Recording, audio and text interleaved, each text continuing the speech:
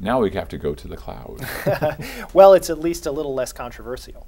So. Well, but much of the cloud infrastructure, it's a very nice segue. I would say probably the majority of the cloud infrastructure built by the IT folks who've come in as immigrants, superstars in the United States, those folks he's talking about. So this is a great thing. There's been the cloud created by our immigrant help. So tell us about the well, cloud. I think people don't necessarily even understand exactly what the cloud really means. So why don't we just start with a basic idea? Cool. The idea is that we're used to having a computer, a laptop, a desktop, something like that sitting in our home, right? We've gotten to where that's a natural state for many, many people, especially around this county.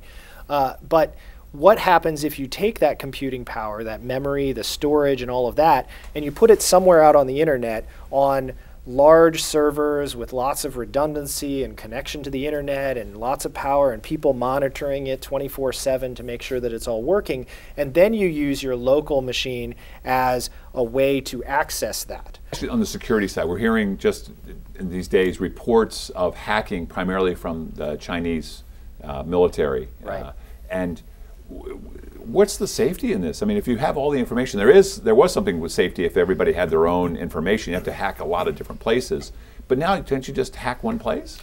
Yes, it's an interesting trade-off, right? Because now you have like less points for failure, but the reality is which computer is probably being better protected?